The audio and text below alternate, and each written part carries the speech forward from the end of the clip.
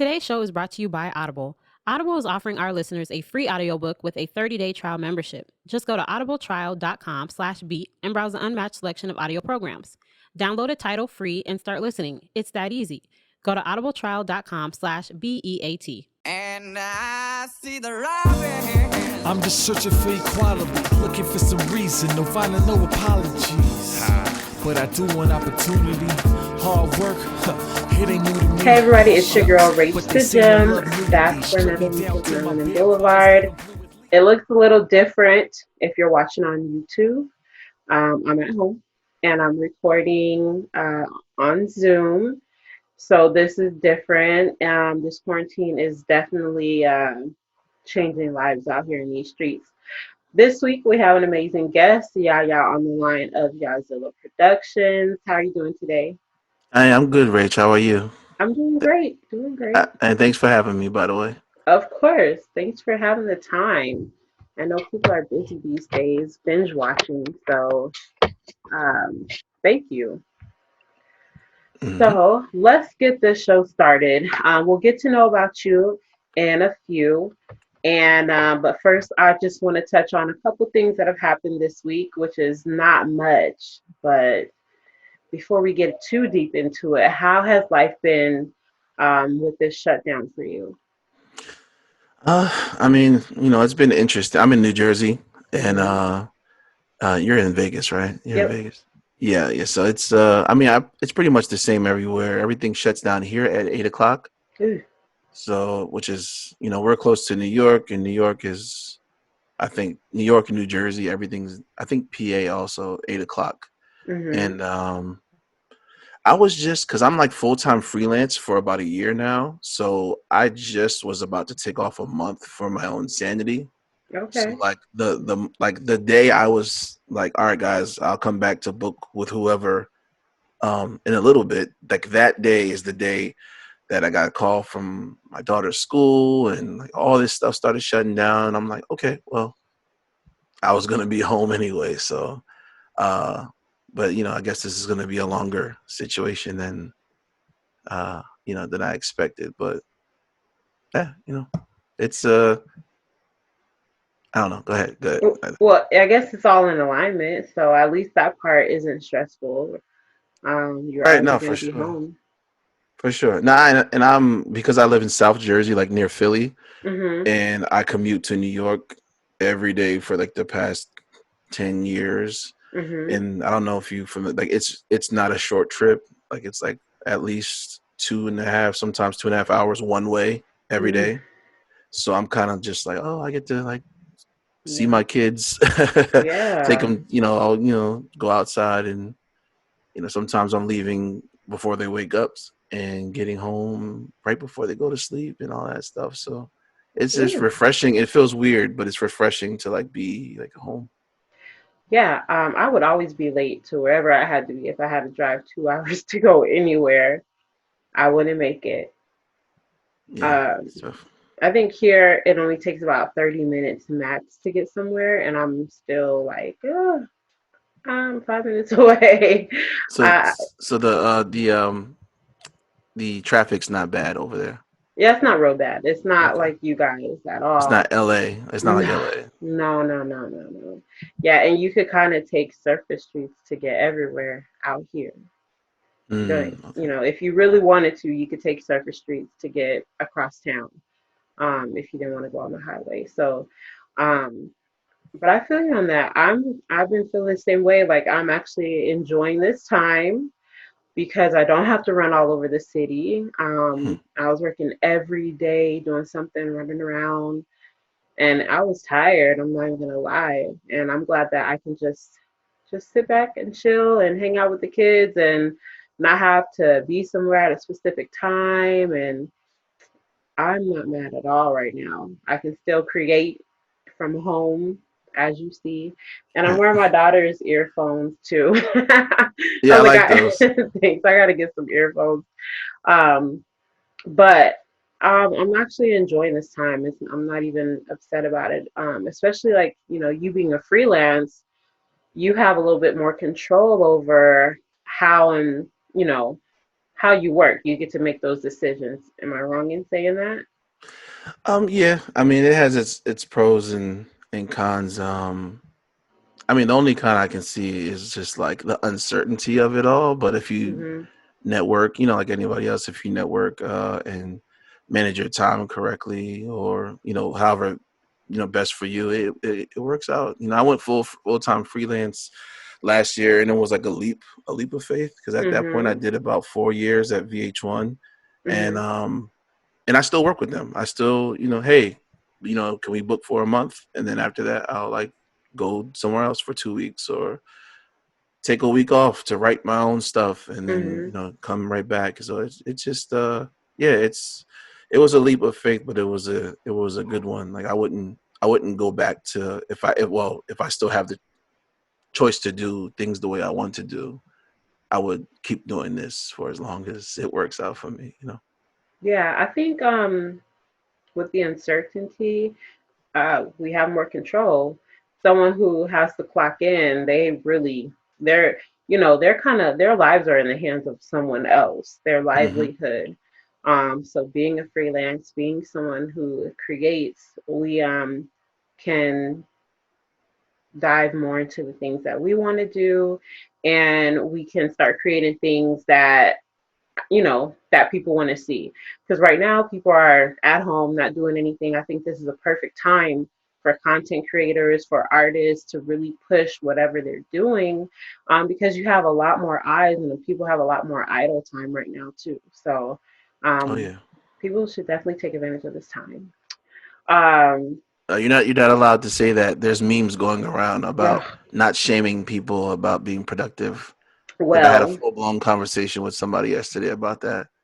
But I mean, if you're at home, you've been at I home know, for like 3, 4 weeks. I know, I agree with you. I go to counseling every week still, and Mm, I'm still going to create content. I'm still going to find a way to take advantage of this time, because I really feel like this time is shifting the economy, is shifting everything. So if you don't want to jump on the train too late, you know, yeah, get on it now. Start working on it now, so that when things do get better, you're already 10 steps ahead. So that meme kind of annoyed me, because I'm like, so I get people are, you can rest up, you can, take time out for your mental health, you can take time out for your kids, but also the things that you've been wanting to do, the things that you've been planning on doing, why not do it now? You have nothing but space and opportunity.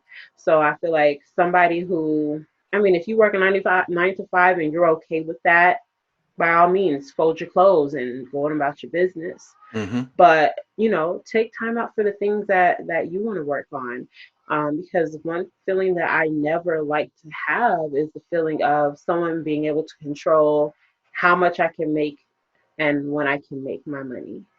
I never liked that. I worked in sales for a long time, and if you bust open the metrics, they'll only pay you to a certain point. So they're right. putting a cap on how much you can make. I never Right. want that feeling. I never want to have the feeling of someone being able to say, you know what, we don't need you anymore. And then you're looking like, well, what the hell? So if you don't work on what you want to work on, I feel like you're doing yourself a disservice. And if you don't take this time to really focus on creating things in your life, um, great time to invest because stocks are low. I don't know what to invest in, but it's a great time to check it out, learn something, read a book, like so many things that you can do. And I think that meme is just like, shut up. That's how I feel about that meme. I think, yeah, I agree. I think it's just like a mindset thing. Like if you want to do nothing but work on your self care and that sort of thing, no one should, I'm air quoting, shame you for that. Right. At the same time, I do think that being a self starter and learning new skills and using time wisely is self care to some Hmm. people. Like that's, if I don't know. I think the idea, like, this is an interesting time in America, let alone the world, and like all these new discussions are coming up because of this situation. So like the idea of what productivity is all of a Mhm. sudden like, because the things that, me and my wife talk about, or the things that me and my creative friends talk about, are things that we've been talking about before the quarantine, Right. or things that we do, things that we Google, things that we aspire to do, so this is just like you say, it's just extra time, so it's never a dull moment for some people, and some people this is brand new to think about, what is on your mind, or what would you do, or do you not do anything? Are you tired because you have 3 jobs? Like, I understand it's a Mhm. different story for everybody. So, but it's Yeah. just interesting that people are just talking about these things really for the first time, and with social media and things that didn't exist 20 years ago. Right. Yeah. People are having to rely on technology a lot more. Hmm. Uh, I hate Zoom. I've had to do a Zoom meeting like every day, and I'm like, I hate it, but it's necessary and it's a tool. Um, you see these celebrities utilizing the live feeds on social media, Instagram, super entertaining. Um, Lil Jon and T Pain, they did a battle. Did you see that? I just seen somebody post like a screenshot from it maybe about an hour ago, but I seen that it had high numbers, but I didn't watch it though. I didn't watch it live. I actually caught it like 6 hours after, and I was like, I was doing something. I was busy. I was like, oh shoot, I forgot. But it was actually really good and super entertaining, and they got some slaps. Lil Jon has some slaps. Hmm. And T Pain, he's so funny on camera. Like he's an entertainer. T-Pain's one of the most talented people on earth. Oh, Like, he can just like sing. personality wise, everything Yeah, about him. yeah. I loved him. I loved watching him and Lil Jon. They were both really good. So we get to see things like this and kind of feel like more in touch with the people that we've seen over the years. And also we get to see and understand that everybody is being affected by this in some way. And they're having to reposition how they market themselves and how they stay relevant. Yeah, So, yeah. That's funny because there are interesting. Like the other day, I seen like Lupe Fiasco having a live chat with like Bun B on ugh, his channel, and that I didn't was see that. cool. And Hmm. I've been watching his lives because he was arguing with some of his audience, like face to face, about reparations in America, and I'm like, oh, this is interesting. But then, so if Lupe and Bun B have a discussion, and that's interesting, or T Pain and you know, Lil Jon have a battle, like those are like cool little things that we can see. But we're also seeing like celebrities being like, there's no platforms pushing them anymore. They have to do it themselves. So I don't know. Hmm. I'm just noticing this, like, because I kind of like, I don't want to say I hate celebrity. Uh, it's like, we don't need you. We don't need you, people. It's not Hmm. necessary. People are like, are not working. So you see people going live doing all kinds of dumb shit. You see people on, it's like there's the cool stuff, and then there's all this like, look at me. Remember me? I'm famous. After this, I want to still be famous again, please. Hmm. And it's Yeah. just like, please, like some people, I'm like, what? Everybody. It's not just celebrities. Kind of like, just put your phone down. You don't have to. It's a Yeah, little overkill because of the situation. But it is. And people are in like a panic. right. And at this point, we're going to see a lot of like Jackass remakes because people, that's going to be their go to is like, how can I make an ass out of myself so that people pay attention to me? Yeah. Because for some people, any attention is good attention. So they'll take whatever. Like I think Cardi B, and I think I only saw this in a clip. I wasn't even on her live because I don't watch her lives. But she like threw herself through a big Jenga. And I'm like, okay. Like if Yeah. you have a nice house to be in, there's lots of things that you could be doing. You could be creating more music. You could be doing a lot of things that you're throwing yourself through a Jenga. Okay. Yeah. It So is it's just kind exactly. of weird. Yep. Um, Yep. You get to see people have to deal with themselves, and that's not always easy for people to do. I like being to myself. It's fun. Um, I don't need anybody else. I mean, I have a lot of entertainment here. I have kids to entertain me. I have work I can do. So many things. So it's just pretty funny to see the shift in how people are being affected, and seeing how stable business really is. All the casinos are shut down, and Mm, I don't know what that's going to look like in another month. At the end of this month, if they're going to be able to open back up, because they're saying they're hurting. So if they can't even last 2 months as a huge corporation, how do people expect the working class to do that? So right. um, it's just little observations I made, but yeah. I've been binge watching. Have you been watching a lot of TV lately? Yeah, yeah. Fortunately and unfortunately, but it's Right. it's like, oh, this is great, and then sometimes I'm like, yo, are we watching too much TV right now? We just finished Ozark season 3. Ugh, I've been hearing about it. Have you ever watched that show? I haven't. I got like 10 minutes in, and my kids were in the living room, and somebody was giving somebody head. I was like, oh, I didn't know. Let me turn it off real quick. So I didn't even get a chance to go in and really see it. I mean, as far as drama is concerned, that's really like a high tension. It's really good. It's good writing and directing. Um, there's this anime on Netflix called Beastars Hmm. that came out not too long ago. We finished that. Uh, My Hero Academia is like a big anime right now. We just finished that yesterday. There's a show on Hulu called Little Fires Everywhere with Kerry Washington. I saw the because I just picked up Hulu the other day again. Gotcha. Yeah. I saw it. I was like, I don't know. I might check it out. How is it? It's good. It's good. It's interesting. There's a lot of things that we pick apart while watching it. But my dad is like a 72-year-old East African, and he's watching it and Okay. calling me about it. So I'm like, Oh. why do you like this? Like, he's so like, oh, it's so good. But there's a lot to watch. But what about you? It's so much to watch. So there's a lot to watch. I've actually binge watched a couple shows, yours included. But before we get into that, I binge watched Hunters on Amazon Prime. It's so good. Have you seen that? That's the one with Al Pacino. Yes. No, I didn't watch it yet. Didn't watch it yet.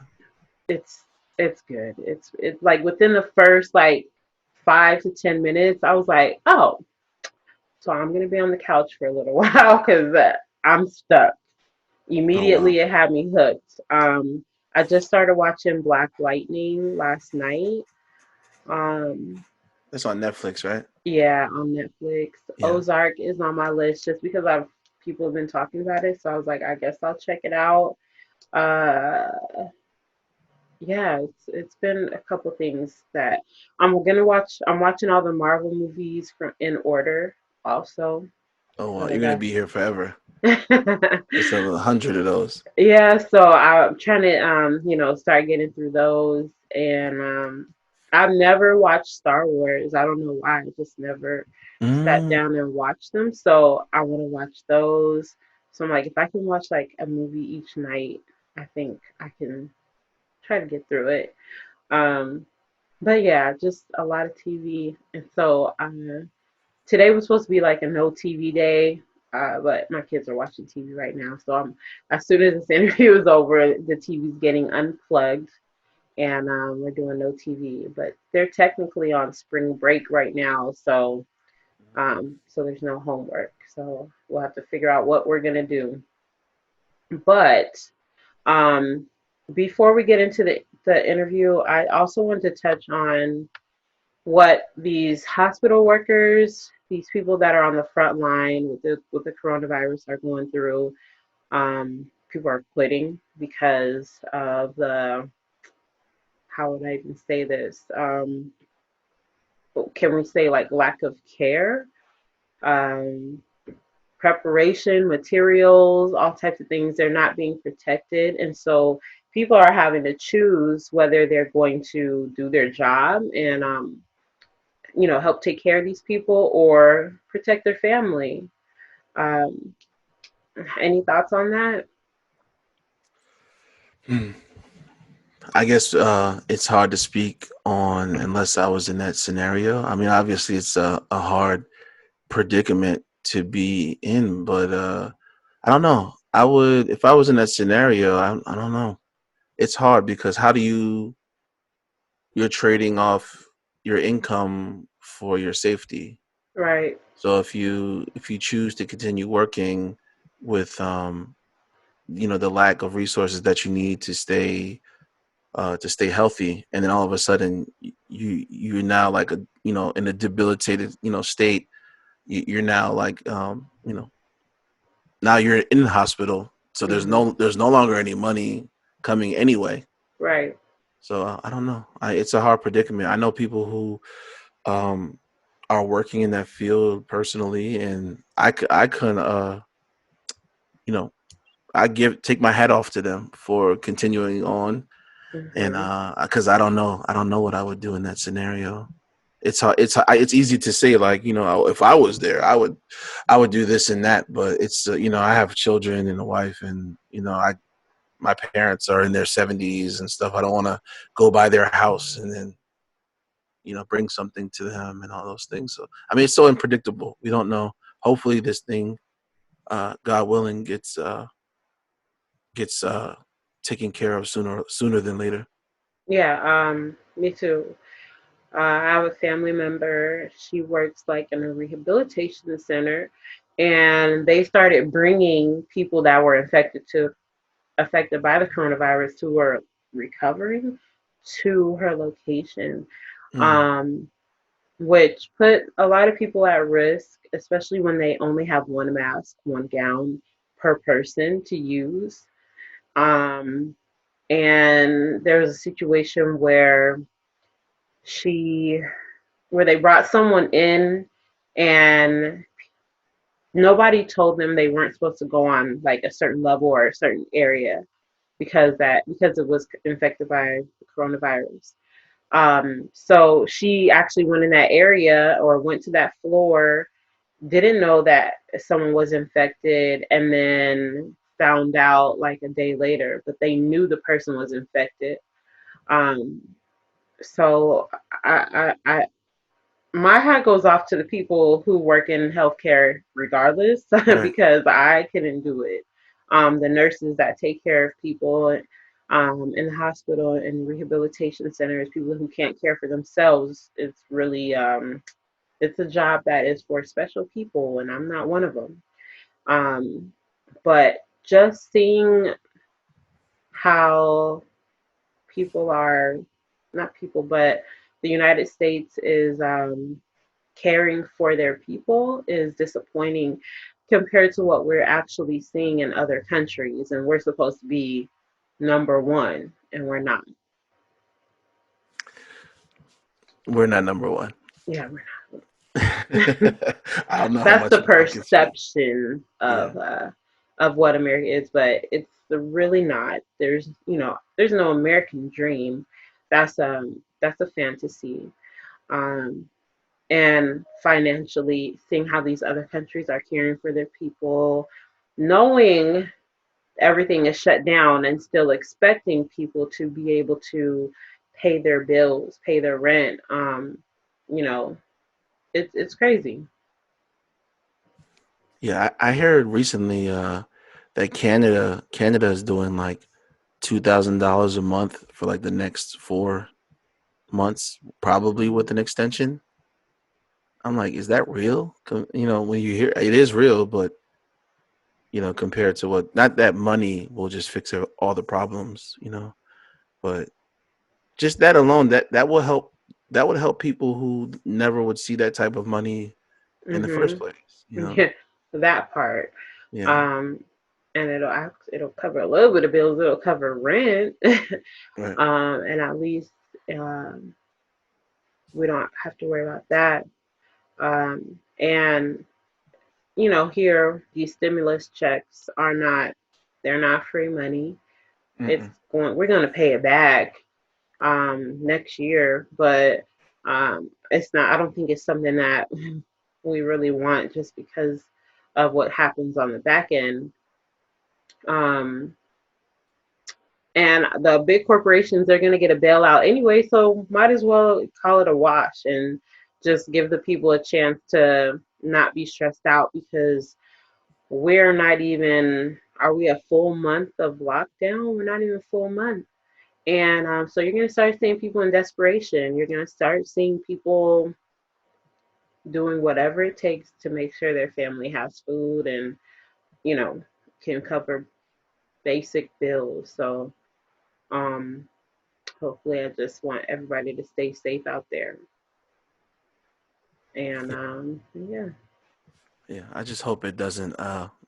Everybody just relaxes and doesn't, you know, at the grocery stores and all these places. I don't want, things to get out of hand as far as, whatever the resources that are coming into people's grocery stores and stuff like that. It would just be ridiculous to start seeing, because when people start talking about military and all that other stuff, I don't want to hear. I don't want to Mm, see it get like we're watching a zombie apocalypse movie or something, because right, a lot of TV, has people scared and people are buying ammo and people are doing all this stuff. And I'm just like, I hope people can relax, because not saying it's a lax thing that's happening, but it's not going to make it better to like fight in line at a Walmart or something. Um, right. Especially for black people, because it's not, anyway, Yeah, it's not safe for us in general here, but that's right. neither here nor there. We already know that. That is facts.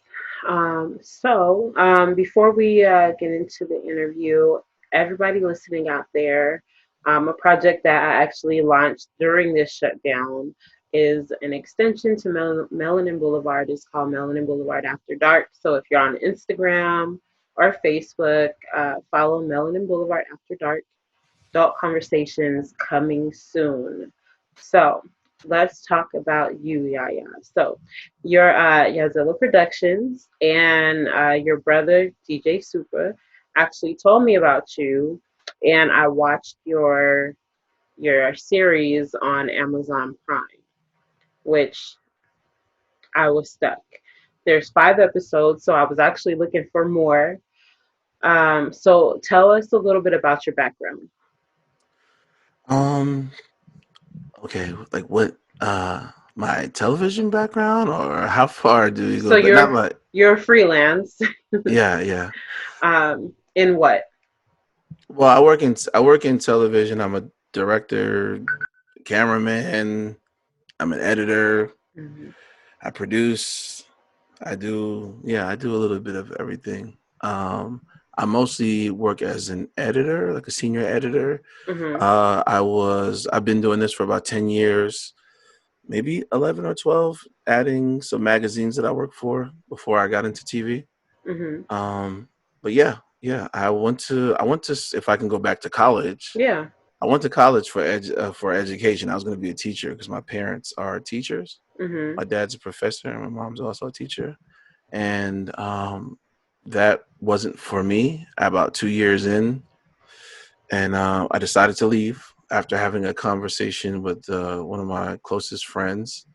And she convinced me to go be creative because she said I was a creative. So 2 weeks later, I left and I started going to New York. And, I did music before I was even in television, but Hmm. I was interning at Diddy Studio as an intern. And then I went to regular jobs that I had around the way, and I saved up money. And one day I just bought a camera and said, I want to do something with a camera. So I started shooting music videos in Philly and weddings and all kinds of stuff like that. And yeah, I somehow stumbled across some opportunities that got me to work in television, which MTV U and MTV2 was my first television job.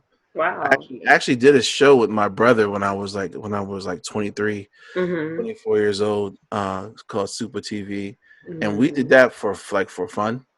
And I just wanted to make something from scratch, with little to nothing, which is kind of Mhm. like what I did with the new nerd. But that show, I actually pitched that show to. Sorry if I'm all over the place, by the No, way. you're okay. You're good. But yeah, the show that I did with my brother and my dad, and we were doing sketches and weird stuff running around town. That was a show I actually pitched to the head of production and programming at MTV2. They didn't take it, but they kept asking me about the work and said, "Who did this?" And Mhm. they ended up giving me a job, and that kind of changed the trajectory of my life from that moment on. So, but it's been it's been about 10 years since then. Wow. So you've been in contact with a lot of people, a lot of big companies um to perfect what you do. Working with Diddy, did he make you do anything weird, like go get him some pie or some steak? He wasn't really there that much when I was interning Mhm. there, but he was sometimes. But the people, when he would come, they would make us go get fruit and Ciroc and ice, and certain producers wanted like weird snacks and stuff that we had to eat. I was there for 3 months, and then I was like, all right, I'm out of here. But that was such a blip. I'm surprised I even mentioned that. Hmm. But yeah, it was learning stuff for as far as like visuals is concerned. Like even with editing, I learned all that stuff from Google and YouTube. You know, Mhm. so that's Google YouTube University pretty much. And I used to go to Barnes and Noble with a notebook because I was so broke. I would go to Barnes and Noble and I would sit there and look up like editing software, and I would write down notes and I would put the book back because Mhm. I couldn't afford the books. And then, just trial and error. Let me go shoot something and try to use these notes. And I don't know. That was the beginning of just kind of self-starting and figuring things out for myself. I think for people who find the information themselves and don't necessarily wait for someone to teach it to them, I think they appreciate the craft a lot more. Um, and I enjoy their work a little bit more too. It's a little different versus someone who actually went to college and they feel like they've uh, they've worked for it, versus having to actually find the information. Um, and you working for big companies proves that you don't necessarily have to go to college. You don't have to do whatever conventional things in order to be able to land these jobs with big companies. So I like that. That's commendable that you went out and you found the information. You said you wanted to do something and you worked at it, and you learn from experience, which I think is the best way. Yeah, no, I appreciate it. I don't know. Some people need a classroom. Some Mhm. people need instruction, but if you, I think that most people have it in them to find, like, no one can tell you what you want and what you need. Mhm. There's the classroom is there to give you structure, but who's to say that structure is something you need at the moment? I think it's mostly fear where we run to classrooms, because I think classrooms are in general like an archaic thing. Even with my father being a college professor, me and him discussed this a lot. Like, not everybody needs to learn sitting down all day long. There's no hands-on 90% of the time. And the things that I couldn't learn from doing it on my own, I had to learn on the job, which most of the time people are going to have to learn. I remember one of my first weeks working at MTV, and somebody asked me what's the TRT on that video we're doing? What's the TRT? The total runtime. I said, what's a TRT? And they laughed and said, haha, like, stop playing. What's the TRT? And I'm looking at them like, do I need to Google this in front of you? And like, I don't know I don't know, but like once they told me, I knew what it was. I don't have to Mhm. sit down for 4 years to learn a term, and then okay, Right. I knew how to find it. I knew how to tell them the exact number. But, Mhm. so like the certain phrases and certain words and the vernacular of whatever industry we're in, that just separates people to say I'm a professional and you're not. And it's Mhm. just like, what if, if there was a specific word for dunking a basketball, does it matter if I know how to say it? If I can dunk, like, does it matter if I know that word? So I don't know. That's a bad analogy, but Right. No, I you mean, know, I agree. I definitely do agree. But I think if you go to college or not, there's so much that they cram into your brain. mhm. You still have a lot of on-the-job experience that you're gonna pick up. You pick up a lot more. You could say you can market, you could say you can do all these things, but you're not gonna know until you actually do it. You have to do it. And from there, you learn the techniques, the terms that are used um, by hands-on experience. Mhm. So yeah, I think that classrooms aren't for everybody, but I think everybody needs hands-on experience, even if they were to maybe restructure the way that that education is set up, even for kids. Uh, Kids don't, being talked to and being instructed doesn't work for everybody. I will fall asleep quick. I, I, I can't sit still and listen to someone talk for a long time. I will fall asleep. Um, I need to get up and move. I need to do it. That's it. It definitely needs to be, well, in my opinion, and I agree with you, to be revamped. I'm not saying that it's unnecessary. Hmm. Just updated. Yeah. Some elementary schools overseas, they say, oh, these kids only need 20 hours, and each parent can choose how many hours a day that child goes to school. And when they do some lessons, they're outside. I think it was, I'm not Finland. I'm not gonna even gonna guess what country. But they do math lessons outside. They do, just things are just, I don't know. And we need Things need life to change. skills. Right. Life skills are so important.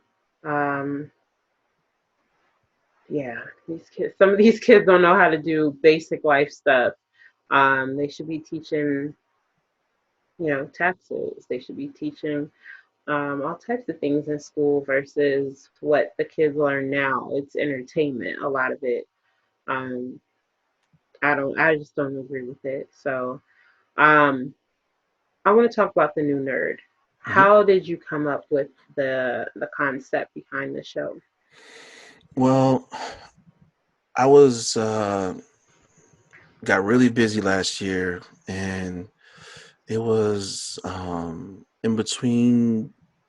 I want to say, I don't know what months exactly, but it was in between, like, working maybe at this company for 2 3 months straight, and then I was going to go work on an award show out of, in Atlanta, and I was staying with a friend for a week, and I was just running around, and I thought to myself, I'm so busy this year.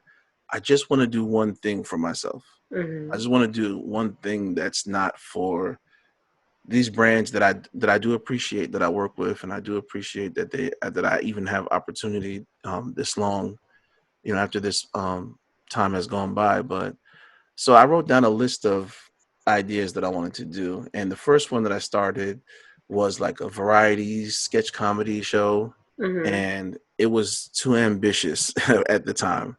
I said, I don't have time to even breathe. So let me take a break. I was like writing up a deck on what I can do. Maybe I can fly to LA. Maybe I can do this.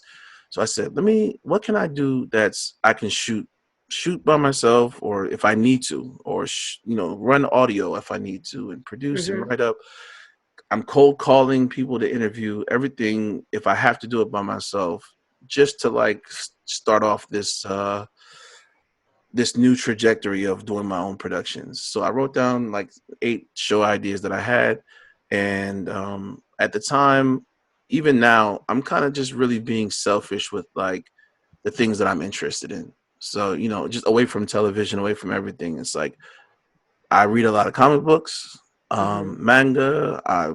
Because of my commute to New York City, about 3 4 years ago, after 12 years of not playing video games, I started playing games heavy just so I won't use my cell phone on the ride to New York. So like now I'm like I have a video game collection, and so I thought to myself, let me just focus on one thing, and that's just, well, what am I interested in?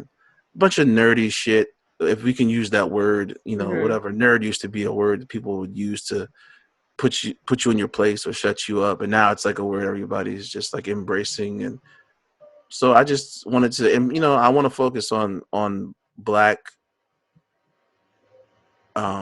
you know, just black people on all of my productions, whether it's a scripted drama, whether it's like I said, some sketch comedy stuff, or just some docu-series stuff. So let me talk about black nerds and where are we? And you know, people would ask me questions when I was younger, like, or they would make statements in front of me. I didn't know black people watched anime. A Korean friend of mine said to me when I was younger, "Oh, I didn't know black people listen to so and so, and I didn't know black people." And I wanted to respond, "Well, you don't know black people. Like you don't, you know, we know a lot about things you're interested in. How come you don't? Am I supposed to just be listening to hip hop and that's it? You know?" And there's nothing wrong with that. But so I don't know. That was just that's how I came up with the topic. And I know there's a lot of black people who, friends of mine, who whether they get online and they want to play certain games, or they talk about, you know, Marvel stuff a lot, or they go to conventions. So I thought that's just how I came up with the idea. And I said, maybe if I can do the heavy lifting by myself, maybe it's something that I can finish and then move on to the next project. And I actually have a second season I'll talk about in a little bit, but that I want to work on. But yeah, that's how I came up with the idea. I was actually going to ask you about that, the second season, because I was like ready. I had put aside time, like I'm about to bust through this season. Yeah. It was so good. And the episodes, you know, they were just long enough. And I appreciated the honesty behind each person and them basically saying, like, why we gotta be black nerds? Why can't we just be nerds? I think the comedian was like, do you want me to call you a white nerd? That was funny. Yeah, because it's like, why? We've been interested in these things forever. Yep. So why do we have to be put in a category of being the black whatever, you know? So it was just interesting to see, and I love seeing like the cosplay girl, and the fact that she's a black female and she does what she loves, and it shows. And just, I think right now we're in a time where you could be anything you want to be without judgment. Yeah. Oh yeah. So that's what I love about the time that we're in is, you know, you can like what you like and it's okay.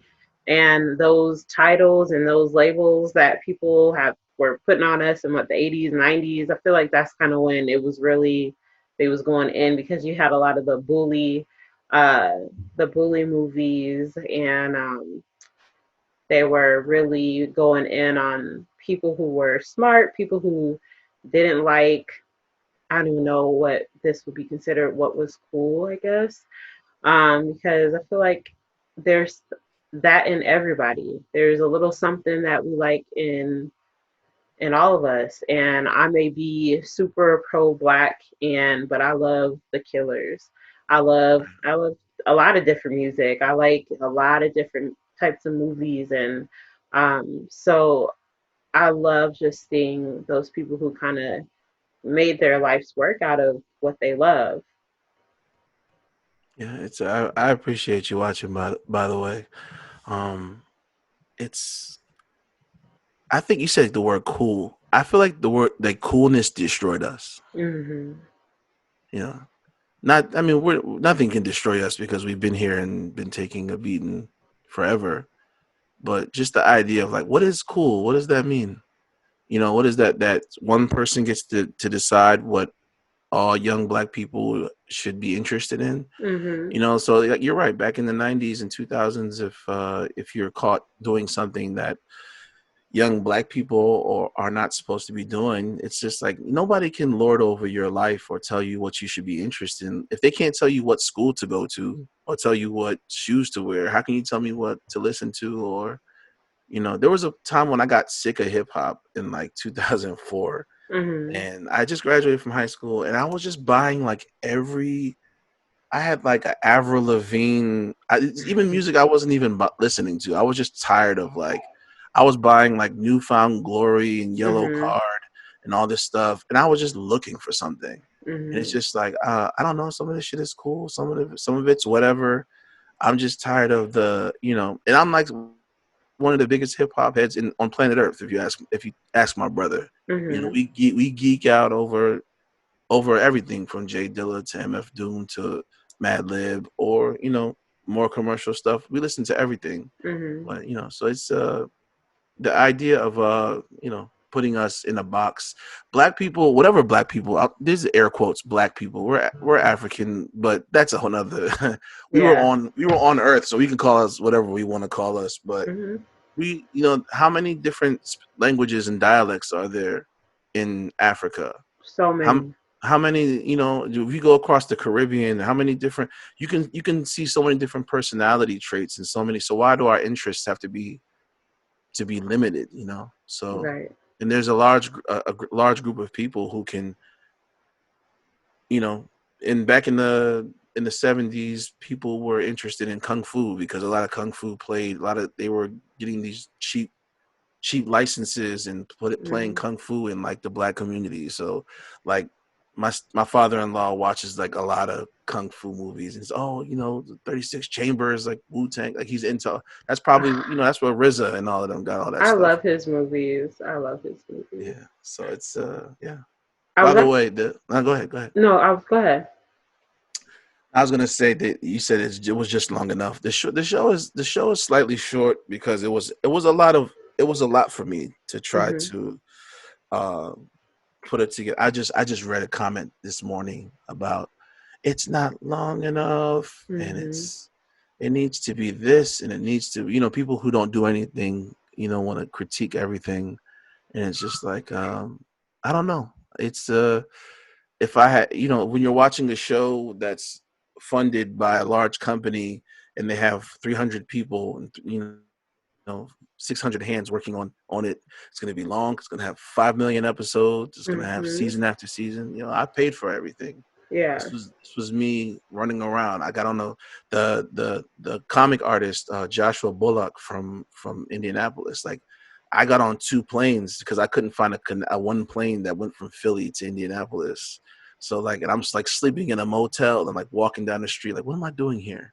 I just wanted to do that because I just wanted to do something that, on interesting things that I believe in or people that I thought were talented. So it's just like, it was, I actually wanted to do another episode, but I was just like burnt out at the time. So I had to cut it. There's this woman who has, I don't know her name, but I'm going to reach out to her eventually. She's like the only black woman in America with a comic book store in Mhm. Philly. Okay. And yeah, and it's called Amalgam Philly. I haven't gotten over there yet, but I want to reach out to her. I was going to try to do an episode on her, so maybe in the next season. So I'm planning hopefully to do 10 episodes on the next season, Okay. and hopefully longer pieces. I got some friends who said they can help out with second and third cameras and stuff. So but that's just, I'm not pressuring myself to do that quickly. We're going through all kinds of pandemic and stuff right now, but Mm. it's on the docket to do I to do think another season. I think when I say it's just long enough, you got your point across. And we got to know this person and got to know, their point of view just long enough for us to understand kind of where they're coming from. So you were able to do that, and I think you did a great job. And in the people that you chose, I think you did a great job in that. I appreciate Um, it. By the way, I didn't take that as a negative. That oh just sparked no, that just sparked some comments that I got about how short it was, and I'm like, hey man, it yeah, was what I've sat with some of those people. I had over an hour long, but like, how long do we need to convey the same message? By the way, there's this before you continue, um, there's two things I don't want to do in my productions. I don't want the word black in my titles. Mhm. Like just the word black. Any other thing, it doesn't like just because there's enough of that already. You understand what I'm Mhm. saying? Like there's Black Lightning, there's Black Panther, there's Black Mhm. this and that. So it's just like, you know.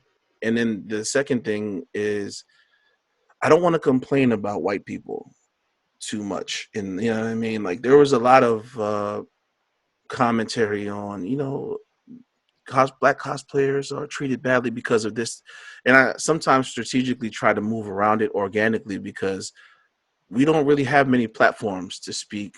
And when we do finally get a platform, I want us to just not to say like be phony and just showcase ourselves, but imagine we're climbing a mountain and people are stopping us from climbing that mountain. And when we finally get to the top and we complain about what happened to us climbing the mountain. No, get to Mhm. the top of the mountain and do what you wanted to do at that top of the mountain, whether it was breakdance, sing, radio, podcast. So like I just, you know, I let a little bit of it slip in, but I just don't want I don't want to use my time and efforts to say, look what white people are doing to us. Mhm. We already know what's going on here. Right. You know, and if people want to hear that, you got to go somewhere else for it, not from me. I like that. I like that a lot. So, how did you find the people for your show? I cold called everybody, really. Really? Yeah, Udoye Travis, the comedian, he made a video on YouTube called "Racism in Anime" Mhm. or "Racism in Dragon Ball," and that went it has like close to 1 million views on YouTube. Mhm. And I watched it. I never heard of him, and I was like, this guy's brilliant, and I just liked the way he spoke. And I went down the rabbit hole and watched a bunch of his stand-ups. And I sent him an email, and he kind of like started everything. He just said, "Yeah."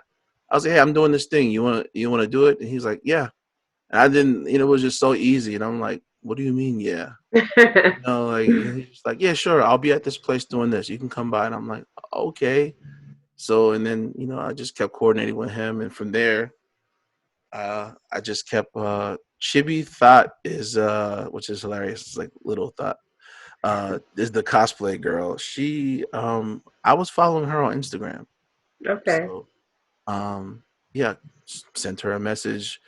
I don't think she got it right away, but then I ordered some prints of like photos of her. Mhm. And I didn't get them right away, which was great for me because I emailed her and I was like, "Hey, I didn't get these." And she was like, "Oh, I'm sorry." And I said, "Hey, by the way, I'm doing this thing. Do you want to do this thing?" And she's like, "Okay." And I was just like, "Oh, great."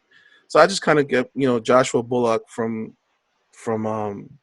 Indianapolis. I followed him. He has comics and he's an animator, and all of his stuff is with black characters. I think he's a genius, and Mhm. I just reached out to him.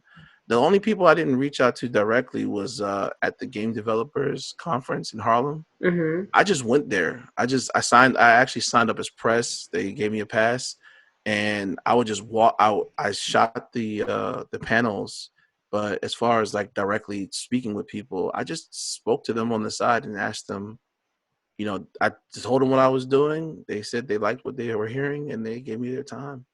And I love that. That's amazing. yeah, I think highlighting Black people who aren't necessarily celebrity status that are doing great things, I think is so important. And that's why, when your brother told me about it, I already wanted to interview you, but I'm like, let me make sure I watch the show because I thought off top the concept was great. And my goal is to just highlight the people out here doing work for the culture. So you're adding to the culture with a show like that and highlighting what we do great and not how we've been oppressed necessarily. So I really like that. So I want to talk about season two. So do you already have a list of oh people?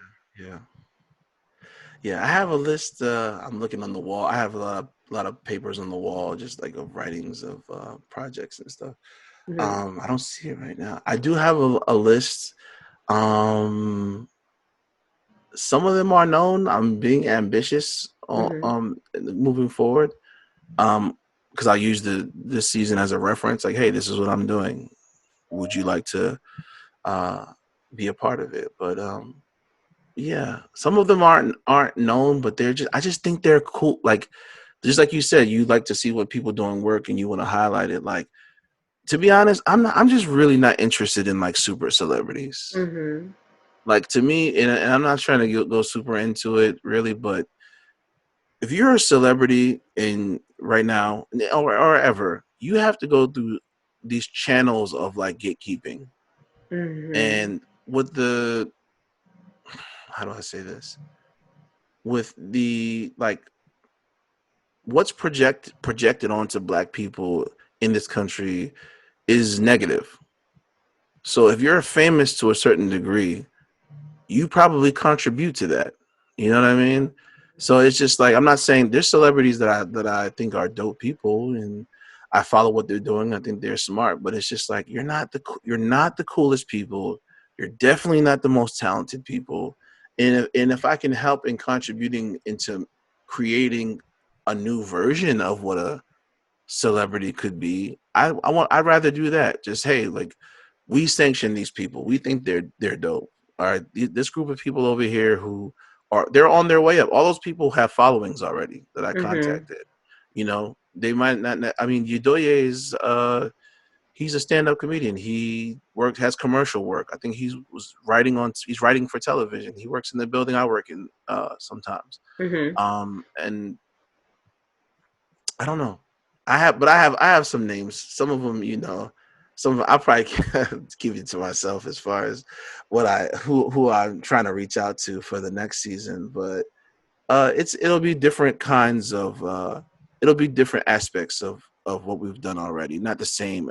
I'm not necessarily like another cosplayer or another stand-up comedian. It's going to be slightly different. Like I'm trying to like mix it up a little bit. Like I said, the young lady who has the comic book store, Amalgam Philly, she's one of them Mhm. because I think what she's doing, just being a person who owns a comic book store, which looks really nice, by the way. I'll send you later a video on her shop. Yeah. I just think that's inspiring to show like we don't have to just sing and dance and dunk basketballs. Like you can own a bookstore and like it be like super dope, and you see people of all colors walking in there spending money at her business. Right. So it's just that's inspiring. That's why she's one of the people I want to reach out to.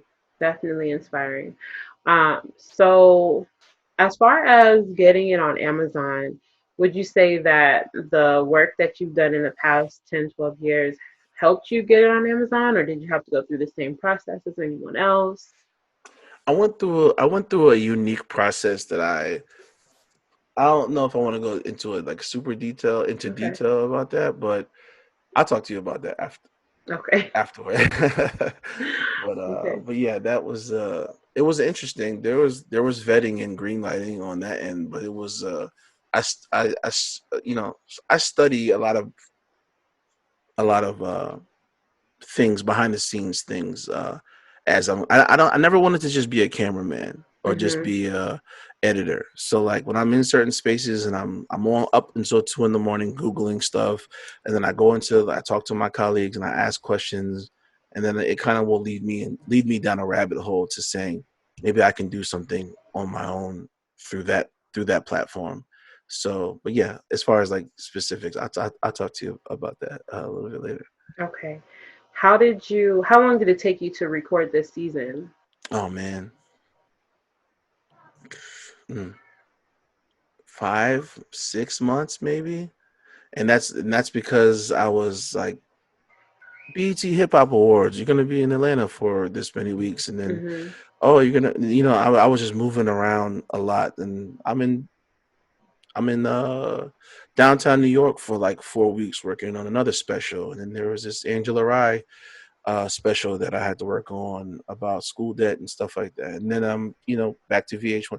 I was just kind of just bouncing around Mhm. from one channel to the next with freelancing. Like I said, it's a blessing to be busy, but it was while doing my own thing on the side. It was uh overwhelming a little bit to be trying to finish up, because to me, I'm more passionate about the stuff I'm doing on my own than, Mm-hmm. like anybody else would. But As you should be. yeah, by like 5-6 months, I would say. Okay. I think people don't know how much it takes to go into like a production. They think it's just shoot the camera and Mm-mm. yeah, it's a lot that goes into it. Um, do you have any plans for any other projects coming out? Yeah, I have. I'm looking at the wall again. Mm-hmm. I started shooting one with my brother, in his DJ co-host friend DJ Reds. Mm-hmm. I started shooting one with them, but I'm trying to revamp that into something else because I feel like we kept having schedule issues with me, and now the coronavirus thing is kind of like shutting everything down, Mm-hmm. studios. But I still plan on doing something with him. My father is like I say, he's a college professor. My father's from Somalia, Mm-hmm. and my mother's from here, from Detroit. My father's from Somalia, which was interesting to growing up. So I have a show that I want to do with my dad, just driving across America, called Somalis in America, like a Uh-huh. docu series, because there's a lot of them over here. I know Ilhan Omar is like well known. She's like a senator, and she's like kicking up dust in the White House and stuff. But they're just to show families, and like there's a lot of people in Minnesota that in Minnesota, Ohio, that are Somalis. So that's one. I have a scripted drama called. No, I'm not gonna say the title of that one. That's Sorry, okay. it's a working title. I have the new Nerd season 2. I'm looking at. It says 8 to 10 episodes. And then there's a variety show that I'm writing called Saturday Morning Without the Kids, and Mm-hmm. that's like a super fun kind of like comedic show that I'm more excited about than any of these right now. And so yeah, there's about like 5 or 6 new things that down the line that I wanna. I don't know how long this lockdown is gonna last. I don't know if it's Right. gonna last 2 months, 5 months, a year. I hope not, but I'm just more excited about I want to get back to work and do what I got to do to survive and stuff. But we can do that anywhere. Like I said, I can edit from home. I can shoot anything. But I Yeah. want to get back to just producing my own projects. Starting with the new Nerd season 2, and then what else? All those other things. Yeah. You got to be in person for that. For some of that stuff. So Right. it's only so much you can do from home. So I definitely want to thank you for your time. I'm super excited about, the new projects. I'll definitely support and make sure I'm subscribed to Amazon for season 2. But please let everybody know where they can find you. Yeah. Well, I'm Yahzilla on Instagram. Yahzilla. I'm a Godzilla fan, so that's where that comes from. Um, yeah, YahzillaProductions.com is my website. That showcases not just this show, but also just works that I've done over some time. Yeah, I think that's it. I'm not really like living anywhere else. I'm Instagram and, and my website. Okay. Make sure you follow and make sure you check out the new nerd. I've been telling everybody. I just told someone today because I was talking to someone about binge watching, and I'm like, well, you add this to your list. And I definitely want to see this shine. I love it. I love the concept. I think it's amazing. And you know, you're very talented, so Oh I man, thank you so appreciate much. you. So make sure you guys follow Yahzilla Productions. Make sure you follow Melanin Boulevard and tune in every Thursday. And don't forget to tell your friends to tell their friends, and maybe we could be friends to tune in to Melanin Boulevard. Bye. Hey.